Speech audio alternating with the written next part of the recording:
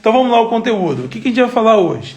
Vai falar sobre turbina gás, mas vamos falar especificamente sobre o compressor da turbina gás. Na semana passada, a gente pensou junto que a turbina gás se divide pelo menos em 3 componentes básicos, em partes básicas lá, que é o compressor, a câmara de combustão e a turbina propriamente dita. Eu sempre gosto de colocar aí mais uma definição, que são sistemas auxiliares, que são os acessórios, caixa de engrenagem, o motor de partida, sistema de lubrificação. Então a gente tem outros sistemas, mas basicamente qualquer literatura você vai ver dividido em compressor, câmara de combustão e a turbina.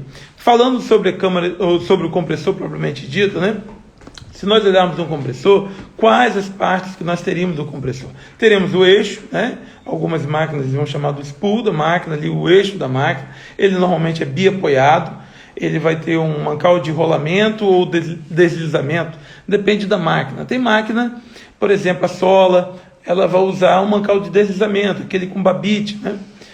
Pode ser o Tilt Pad. As máquinas Heavy Duty geralmente vão utilizar mancais de deslizamento. Não é porque é inapropriado, não, é base construtiva. As máquinas aeroderivadas, ou que a gente viu na semana passada, se você não estava aqui na aula da semana passada, você volta lá no link, lá no IGVTV. Da sexta-feira passada a gente falou sobre o que é uma turbina industrial, o que é uma turbina aeroderivada. Mas então a turbina aeroderivada normalmente ela usa mancais de rolamento, né? Tem essa característica. Geralmente os eixos são mais leves, né? Então ela usa mancais de rolamento, geralmente de rolo, e o escora, ou aquele que limita axialmente, são mancais, são esferas, né? Esfera com pista profunda, que faz então o equilíbrio axial. Então vamos lá. Compressores de máquinas heavy duty ou máquinas industriais, normalmente mancais de deslizamento. Máquinas aeroderivadas, normalmente mancais de rolamento. Então você vai ver tanto a RB211, as máquinas Avon da Rolls-Royce, você vai ver as LM6000, todas as máquinas elas possuem mancais de rolamento. E aí, né, com seus sistemas típicos de lubrificação, e talvez em uma aula mais para frente a gente vai falar sobre sistema de lubrificação. Mas falando sobre o mancal, então ela tem duplo apoio, o apoio na frente e o traseiro. É complicado porque a característica do compressor é que o eixo é comprido. Então, quando eu tenho 2 apoios, eles ficam muito distantes. E pelo peso do eixo, há uma tendência ao arqueamento. Isso é um dos problemas que, inclusive, a gente vai discutir aqui hoje, né, nesse tempo aqui, que é, né, algumas vezes um roçamento interno entre a parte rotor e estatora, mediante ao arqueamento do rotor do compressor. Mas basicamente o compressor ele tem um rotor, né?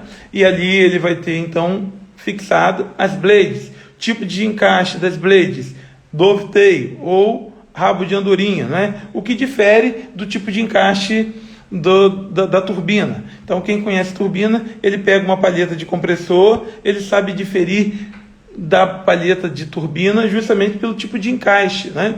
O rabo de andorinha é do compressor, o pinheirinho é da turbina.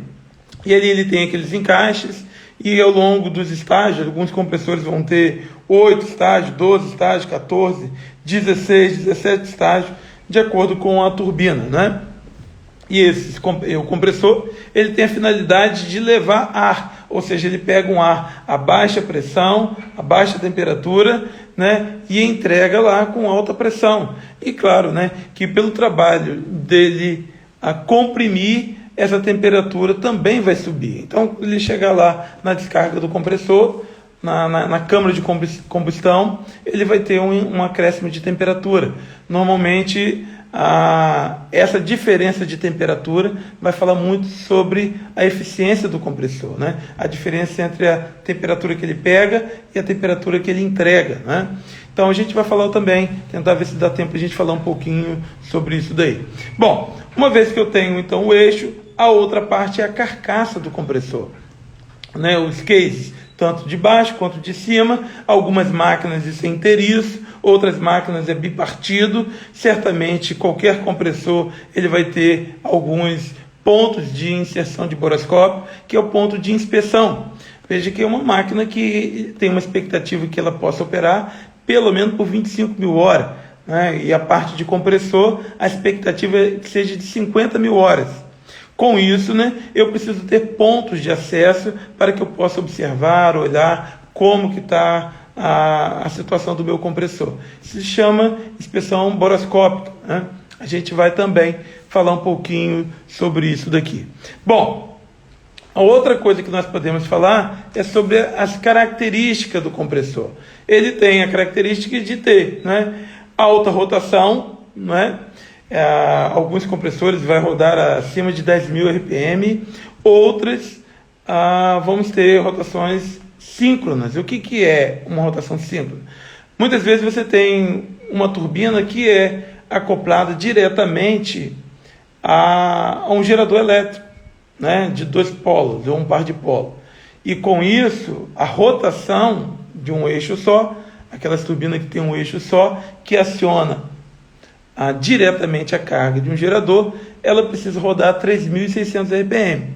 Mas existe a LM6000, por exemplo, que roda a 10.300 RPM compressor de alta. Existe uma característica também que tem turbina que é apenas um eixo, tem turbinas que são 2 eixos, tem turbina que são 3 eixos. Então varia de acordo com o fabricante, com o projeto da máquina. Uma outra coisa também que a gente pode olhar como característica de um compressor é o alto consumo de energia. Veja que o acionamento do compressor, como a gente viu na semana passada, ele se dá através da própria turbina. Ou seja, eu jogo combustível, os gases se expandem, passam pela turbina e praticamente, né, às vezes a metade ou até mais do que isso dessa energia vai ser para acionar o compressor. Ou seja, o compressor que traz ar para dentro da câmara de combustão, ele é acionado pela própria turbina. Então, quanto mais eficiente for o meu compressor, mais eficiente é a minha turbina. A turbina vai variar. Tem turbina que é de 30% de eficiência, tem turbina que é 42% de eficiência. A turbina que tem maior eficiência é aquela que tem melhor trabalho no compressor. Então, qualquer técnico de manutenção, qualquer engenheiro, qualquer gerente, ele tem que olhar as condições operacionais do seu compressor, porque ele é aquele que consome maior parte de energia. Então, se você tem um compressor operando fora dos parâmetros normais, certamente você vai ter uma perda energética muito grande e com isso a sua eficiência fica lá embaixo. Então imagine que você é um operador que vende energia elétrica. A sua empresa vende energia elétrica. Se o teu compressor está sujo, se ele tem alguns problemas de baixa eficiência, o que vai acontecer?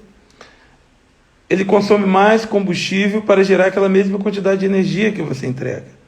Com isso, com uma eficiência menor, né, o que a gente chama de um alto hit rate, ou seja, um desperdício de energia, você não consegue ser competitivo com o teu concorrente. Então é importante a gente olhar com muita cautela e a gente vai falar aqui sobre cuidados com o compressor. Tá legal? Bom, outra característica que a gente tem no compressor é a alta tecnologia. Para que você tenha uma alta performance de compressor, durabilidade, né, longevidade de vida do compressor, você precisa de alta tecnologia, principalmente na área de materiais. Olha o desafio. O compressor ele precisa ser leve, mas ao mesmo tempo suportar, né, a densidade progressiva do ar e o impacto até mesmo de materiais estranhos.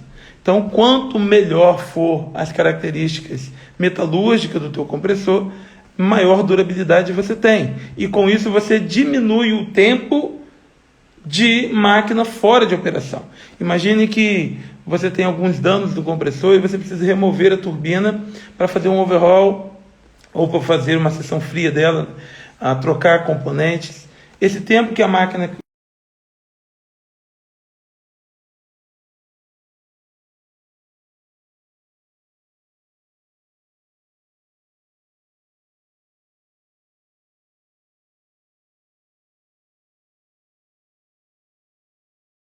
assim, vou fazer do mesmo material que fez o Wolverine lá, o adamantio, né? Não dá para fazer. Materiais, né? Ligas especiais. Na parte fria, principalmente nos primeiros estágios, que as palhetas são maiores, você vai usar normalmente uma liga de alumínio Ih, rapaz, ao vivo vai ficar ruim de dar branco, né? Vai me voltar daqui a pouco. Mas assim, você usa materiais que suportam menor temperatura, mas que sejam mais leves. Liga de titânio com alumínio é uma liga de boa resistência e também, né, muito leve. Então as primeiras palhetas normalmente vão ser de titânio. Agora, depois de um determinado estágio, lembra que a gente falou que com o passar dos estágios, eu também aumento a temperatura. E com isso o que acontece? O titânio ele é muito vulnerável à temperatura. Chega a um ponto de temperatura que ele se torna muito vulnerável. E aí ele começa a ter fragilidade. Então você vai ter que usar ligas de Inconel, né, para que a gente possa ter uma durabilidade maior do compressor, né? Se você faz ao longo de todo o compressor de titânio, você vai ter uma durabilidade menor, principalmente nos estágios finais. Se você faz todo o compressor de Inconel, né, normalmente usa o Inconel 792, é uma liga de níquel, e aí você começa também a ter problema de de alto peso, né? Então, o construtor certamente ele vai trabalhar nisso para dar a melhor performance aí do compressor, tá certo? Bom, também há um trabalho muito grande de alta tecnologia na área aerodinâmica, ou seja, eu preciso ter as curvaturas das palhetas da melhor forma possível para ela consumir a menor parte de energia, né? A superfície precisa ser muito bem trabalhada para que ela não tenha rugosidade, porque se ela tiver rugosidade, ela cria atrito, o que faz com que aumenta a temperatura do ar, né? O que faz com que você perde energia. Pensa só, toda vez que você está aumentando a temperatura dentro do compressor, isso é uma evidência de baixa eficiência, porque o atrito, ou até mesmo aquela questão, né, da entropia o compressor ele é politrópico, né? Então com isso você está perdendo energia. Então quanto melhor a superfície, por isso a gente precisa lavar o compressor, e a gente vai falar daqui a pouco, para que a gente não tenha, né, atrito, que a gente tenha um processo de compressão mais próximo do ideal. Quanto mais distante do ideal, para o mundo real, né, é pior para a máquina, você gasta mais combustível. Tá legal? E também, uma característica também é a vulnerabilidade ao surge, ao stall. O que seria, né, um surge, um stall? Toda máquina ela tem um compromisso entre pressão e vazão. É o que chama do head e a vazão, né? E aí com isso o que acontece? Se você restringe a vazão, você tem um aumento do head, né? Se a gente pudesse demonstrar aqui a curva, né? Head por vazão, toda vez que você tem na vertical o head, né, que é a quantidade de energia que você está dando. Algumas vezes você pode considerar, né, P2 sobre P1, né, ou ΔP, que é a pressão de descarga pela pressão de sucção, mas melhor tecnicamente falar é o head da máquina. E aí você tem na horizontal a vazão. E aí você tem uma curva, que é a curva de operação da máquina. Se ela tem múltiplas rotações, você tem várias curvas, mas você tem um limite. O limite de surge e na parte de baixo o limite de Stonewall. Se você tem muita vazão e baixo head, você tem o Stonewall, que é como se você encontrasse uma parede. Ele não traz muitos danos para a máquina, mas limita a máquina de comprimir.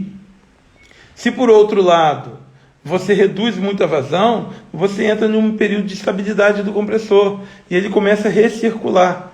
E essa recirculação, ela causa um dano muito grande na máquina, porque ela vem acompanhada de vibração, né? E ela pode gerar até contato entre a parte rotora e a parte estatora. Então, o surge é o grande inimigo da máquina. Então, quando você vai operar qualquer compressor centrífugo, seja ele radial, ou axial, ou misto, você precisa garantir a vazão da máquina. E aí você faz o controle de capacidade, ou restringindo esse ar que entra através das IGVs, né? Ou controlando o fluxo que vai através das VSVs, ou controlando o bypass desse ar, ou seja, a sangria dele, que é chamada VBV, ou Bridge Valve, ou válvula que recircula esse ar, tá bom? Então fica bem caracterizado aí, ó. O surge é um dos grandes inimigos da máquina, e a gente vai falar sobre ele, tá legal? Não sei, já passamos quanto tempo? 20, 25 minutos. Eu não sei se você está anotando, tá, pessoal? Isso daí, a ideia é que você possa anotar algumas coisas, né?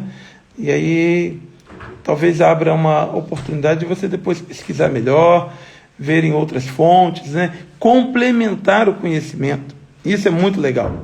É muito legal quando você vê um assunto e fala assim, olha, eu vi sobre surge, mas ficou meio confuso, né? Poxa, vai lá na internet e você vai complementar aquilo que a gente compartilhou aqui, né? Ou a gente está falando sobre tipo de mancagem de compressor. Você vai poder complementar isso com outra literatura. Talvez se você já trabalha com turbina, você vai olhar lá o manual. Qual tipo de máquina que trabalha com mancal de rolamento, com máquina que trabalha com mancal de deslizamento. Tá legal? Então a ideia, vai anotando aí, porque certamente vai te ajudar aí. A gente vai falar agora quais os principais problemas que a gente tem no compressor. Eu vou pelo menos falar de 3, porque senão não vai dar tempo de falar de tudo. Mas a gente vai falar sobre 3 problemas de compressor. Você que chegou depois, né?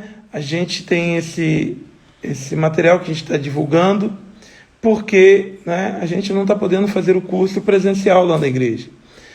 Como a gente sempre fez o curso presencial, a gente está impedido, mas a gente está com a expectativa que no dia 15 a 19/3, a gente vai reabrir as turmas presenciais. O treinamento que a gente ministra lá na igreja tem um certificado da FABERJ, ela doa esse certificado.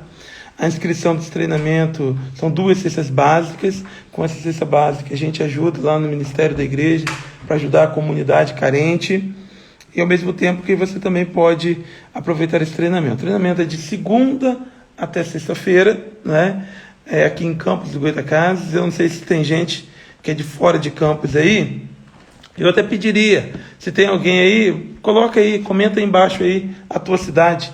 Na semana passada a minha filha não anotou, mas eu queria que você pudesse colocar aqui, ó, de qual a sua cidade, qual o seu estado, né? Porque a gente acaba conhecendo um pouco mais, vendo a abrangência daquilo ali. Então você escreve aí, né, de onde que você é, né, de qual cidade que você é, e certamente é muito bacana a gente ver pessoas de outra localidade. Mas o treinamento, ele é presencial, né, aqui na igreja, e o treinamento é de segunda até sexta-feira.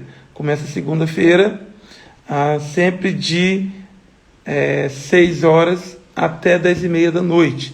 Então a gente pega uma maratona, né, grande aí. Talvez alguns que estejam aqui já fizeram esse treinamento, né? Olha, e tem gente, o Marcos é de Aracaju, né, lá do Sergipe. Legal, Marcos, prazer conhecer aí, né? Tem aí gente de Angra dos Reis. Coloque aí de onde que você é, né? Cachoeiro do Itapemirim, né? Belford Roxo, né? Já é aqui no Rio de Janeiro. Então é um prazer muito grande, né, a gente poder compartilhar, e acaba que através desse treinamento a gente consegue compartilhar com pessoas que são de longe, né? Eu já tentei, né, de alguma forma a gente poder ministrar o treinamento pelo Zoom ou, né, virtual, mas a gente tem muita dificuldade com o certificado, porque a gente precisa dar o certificado. E a escola, ela não vai emitir um certificado se não for presencial, né? Então, para quem já fez o treinamento a gente tem um certificado emitido pela Faculdade Estadual do Rio de Janeiro, mas é um acordo que a gente tem dos cursos presenciais, né? O diretor precisa assinar, então a gente não consegue emitir o certificado. Então, a alternativa que a gente tem é fazer essas lives aqui, né? E a gente ir crescendo aí com o conhecimento, tá bom? Mas se você deseja fazer parte desse treinamento, do dia 15 a 19 de março, é a data que a gente tem, se não mudar as condições, né, as sanitárias aqui no município de Campos, vai ser esse treinamento de 15 a 19. Fica bem atento, acompanha bem, né? A gente tem alguns grupos que a gente participa, né? Tem lá o workshop 1, 2, 3, que são um grupo de WhatsApp, por onde a gente vai divulgar o treinamento. Vai ser pelo Instagram também que a gente vai divulgar, mas geralmente quando a gente abre, né, as vagas, elas são muito rápidas, né? Em torno de algumas horas, né, se esgotam as vagas. Então, fica bem atento aí para quando a gente abrir, quando tiver aí umas 3 semanas antes, a gente vai abrir essa turma aí. Tá legal? Vamos lá, vamos voltar aí para o conteúdo, né? Os principais problemas que a gente tem no compressor. Um deles a gente já começou falando, que é sobre o surge ou stall, né? É um fenômeno dinâmico, né, da máquina, é um compromisso que ela tem entre head e vazão, e quando eu tenho uma redução de vazão, eu aumento muito o head e ele começa a recircular internamente. É como que a energia que eu estou dando no fluido, para que ele possa avançar, ele não vai e ele começa a recircular. E isso, as palhetas começam a se mover. Normalmente ele tem um ruído muito alto e acompanhado de uma vibração muito grande, o que faz com que um stall, se ele não for detectado, né, de uma forma muito rápida e levar um shutdown da máquina, um desligamento da máquina, ele certamente vai acabar com todo o compressor da máquina. E dá para você imaginar que um compressor girando a 10.000 RPM, se soltar uma palheta do primeiro estágio, ou se quebrar uma palheta do primeiro estágio, ela passando por dentro do compressor, o que vai acontecer dentro do compressor? Então, a máquina precisa ter um sistema de monitoramento anti-surge, né? Ou um controle anti-surge para que ela não entre em surge. E aí, ó, um dos modos que ela tem, principalmente na instabilidade com a mudança de rotação, ela tem lá as bridge valve, ou as VBV, que é Variable Bridge Valve, que são válvulas bypass de ar. O que acontece? Se ele não está dentro da curva, ele sabe que tem pouca vazão. Então, qual é a melhor maneira de aumentar a vazão? Eu abro um bypass, porque a câmara de combustão não está consumindo todo o ar. Então, ele abre essa válvula bypass e joga esse ar embora. Porque aí eu aumento a vazão, reduzo o head e a máquina entra no limite de operação dela e ela não vai ter um problema de surge. Fato que, quando eu abro um bridge valve, estou jogando esse ar embora, o que acontece? Estou perdendo energia. Eu estou trabalhando, comprimindo esse ar, e depois eu pego esse ar comprimido, que eu gastei energia para ele, e estou jogando ele fora. Então, claro que uma máquina mais eficiente, ela vai ter um sistema de VSV, que é o Variable State Vanes, que são um posicionamento dinâmico das geometrias variáveis da máquina, que faz com que o posicionamento seja regulado para controlar a vazão de ar dentro do compressor. Ela também tem o que chama de IGV, né, ou IDV, Inlet Guide Vane, que são as palhetas reguladoras de entrada, como se você restringisse ou controlasse o fluxo de ar pela entrada. Esses processos, eles têm uma vantagem, porque se eles reduzem a quantidade de ar dentro do compressor, o compressor com menos ar para comprimir, ele gasta menos energia, o que torna essa máquina mais eficiente. Se você olhar, tem uma comparação muito boa entre comparar uma RB211 com uma LM2500. Quando você olha a nível de manutenção, uma RB211 é uma máquina mais simples de manutenção, em função de muitas características de não ter tantas VSVs, tantas partes que se movem no compressor. Porém, ela tem uma eficiência, a LM2500 tem uma eficiência maior, em função dela ter um controle de vazão mais apurado. Então, né, claro que isso a gente gastaria muito tempo para poder falar, Mas o fato é que você precisa de uma máquina que tenha um bom controle.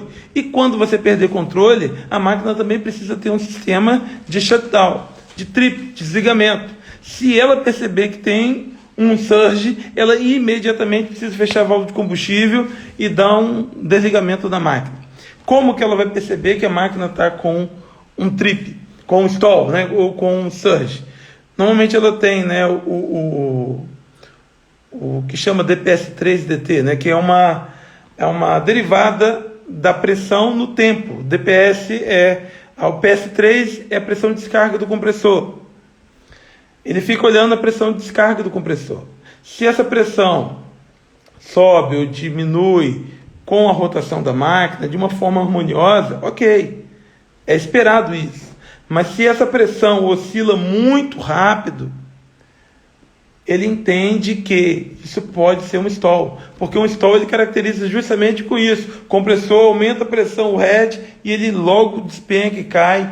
Então, essa característica que é uma derivada do PS3 ou da pressão de descarga do DT, né, que é no tempo, faz com que você tenha uma percepção.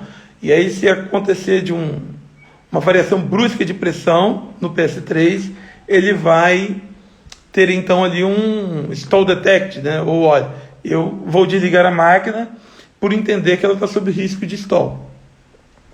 Eu sempre chamo muita atenção quando você vai ter um transdutor de pressão de descarga de compressor, você precisa saber que ele é um sensor diferenciado. Às vezes você tem lá, né, com protocolo, smart, esse não. Ele tem que ser direto lá no painel. E normalmente você precisa ter um cartão específico para o PS3, né? Um RTSI ou um cartão que seja de um scan prioritário. Porque não dá para você pensar assim, olha, daqui a 2 segundos... Deu uma quedinha aqui na minha internet aqui, né? Ele não pode demorar, então ele precisa ser um real time, né? Ele precisa estar muito de olho. Então é bom a gente olhar a PS3, eles são 2 sensores, são redundantes, mantê-los sempre disponíveis, né? Ter muito cuidado com a tubulação, que às vezes ele dá uma perda de ar falso. Então, o sensor PS3, lembre-se bem, né? Ou P3, ou PCD, né? Que é o CPD, que são os sensores de descarga do compressor. Eles merecem toda a sua atenção. Instrumentistas, mecânicos, toda a sua atenção no sensor de pressão de descarga. Porque é ele que controla, né? Ele que vai dar o trip, ele que vai manter, né, a confiabilidade do teu equipamento aí. Bom, se você ainda assim teve um shutdown, um desligamento, o que você vai fazer? Bom, de cara, a própria lógica da máquina ela não deixa dar um crank. Ela não vai dar um resfriamento, você não vai partir essa máquina. Então, a máquina que deu stall, deu alarme, stall detect, a menos que você tenha muita certeza de que não foi stall, algo que você não vai ter como saber, né? A recomendação é uma só: boroscopia na máquina. Máquina caiu para o stall, avisa para gerente, sala de controle, para quem você quiser. Mas a recomendação é uma só: não dá crank na máquina, não parte a máquina. Máquina parada, ir lá e fazer uma boroscopia. Mas vai demorar muito. É muito melhor você esperar um pouco de que você acabar com o compressor porque deu crank na máquina. Já vi isso acontecer. A máquina deu um problema de stall. E aí alguém falou: rapaz, não foi nada demais. Vamos dar um crank aí para ver como é que ela está. Vamos dar uma partida. E daqui a pouco a máquina, né, acaba com o compressor de vez, né? E às vezes os detritos do compressor, eles são carreados lá para dentro da seção quente da máquina e acaba detonando o câmbio de combustão, turbina, etc e tal. Então, anota aí, ó. Trip por surge, por stall, máquina parada, inspeção boroscópica, para você poder saber. Tá legal? Outra coisa também que a gente vê como uma característica de problema de compressor: performance. Claro que quando o compressor vem novo, ele tem uma performance. E com o tempo, né, o age do compressor ele vai ser caindo, né? Ele vai eu já não corro mais quando eu tinha 30, como eu corria quando eu tinha 30 anos, que já não corria quando tinha 20, né? Então, da mesma maneira, o compressor também é natural que ele venha perdendo performance pelas próprias folgas de labirinto ou as folgas entre estágios, isso vai acontecer. Mas se o compressor ele tem uma perda brusca, isso pode representar um problema. Isso pode ser sujeira no compressor, pode ser falha de calibração das geometrias variáveis, isso pode ser problema de danos no compressor. Então você precisa investigar.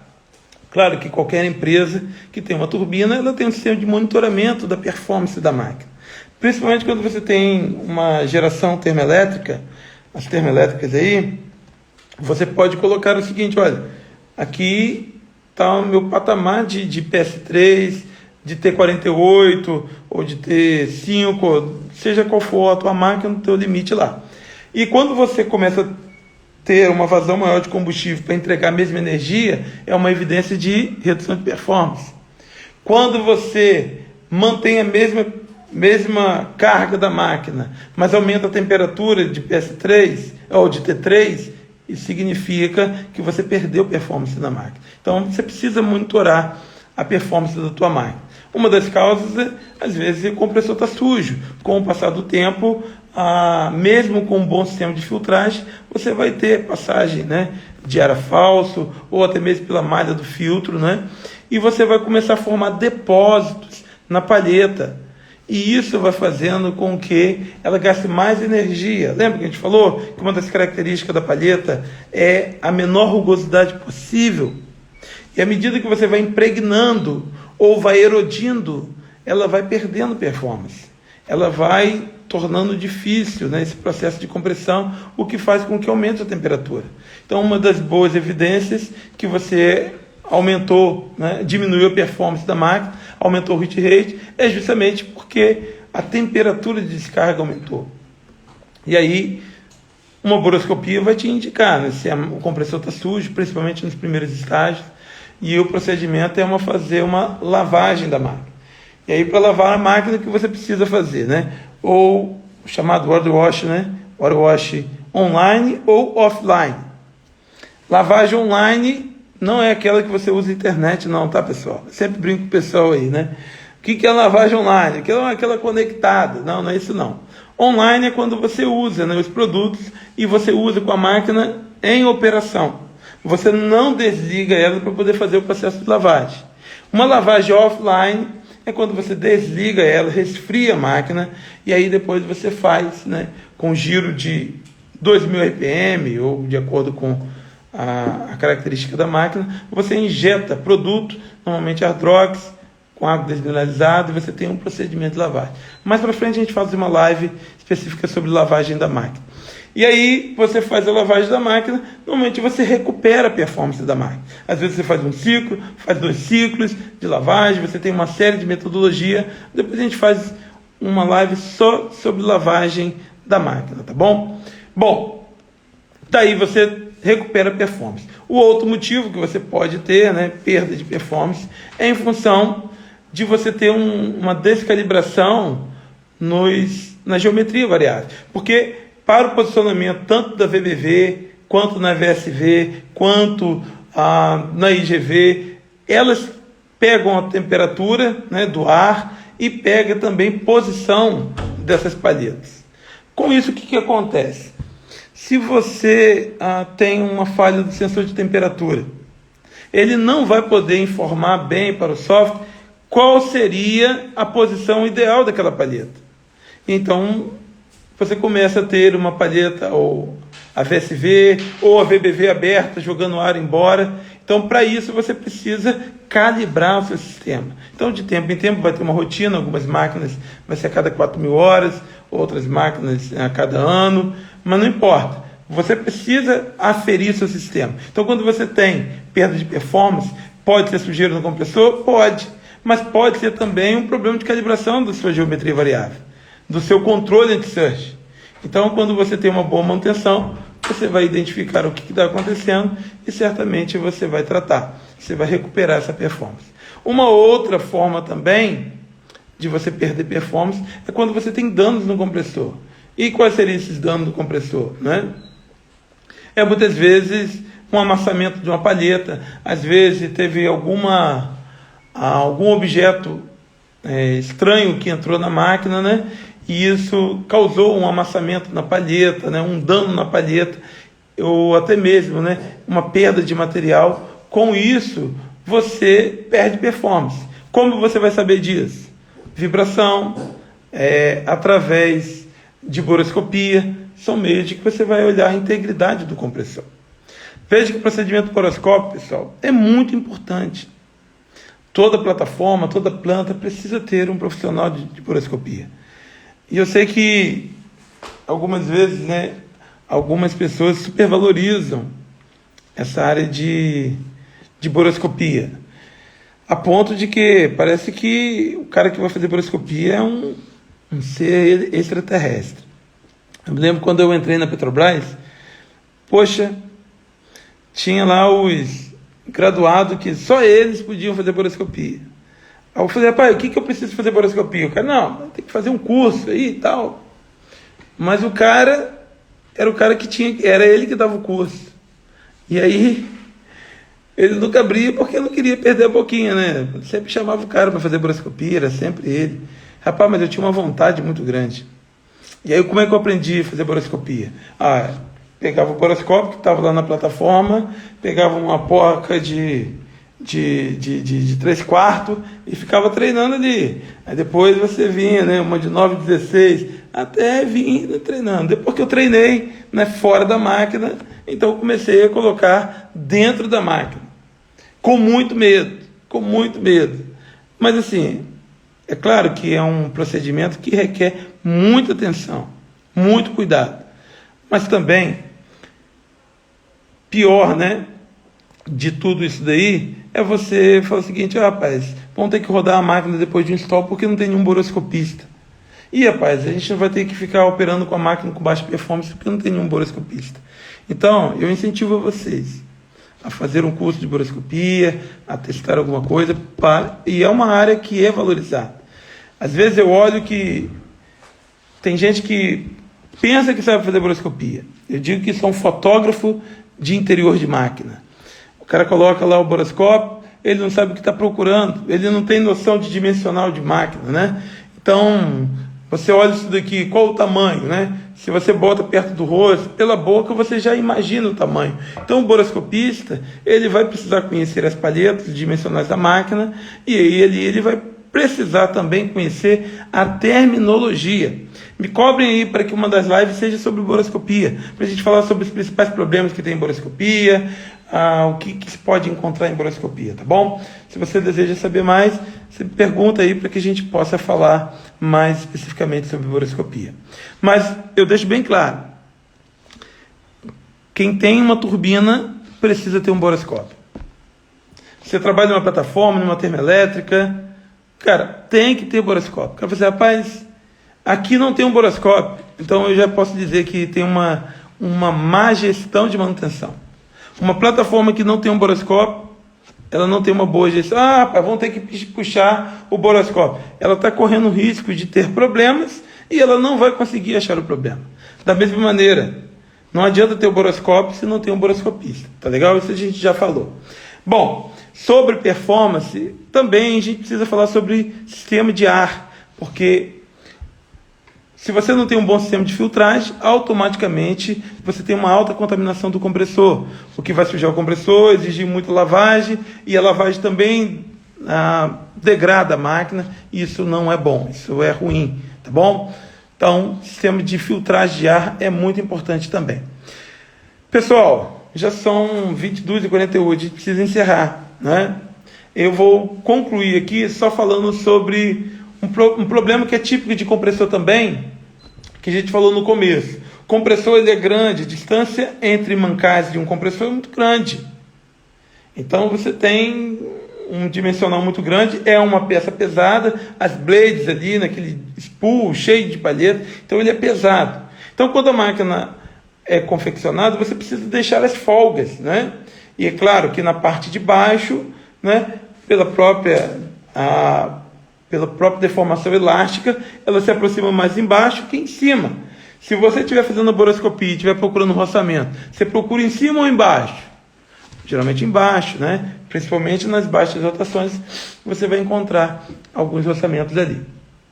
Mas o que acontece? Quando você aumenta muito a folga, para que você não tenha nenhum roçamento, o que você perde?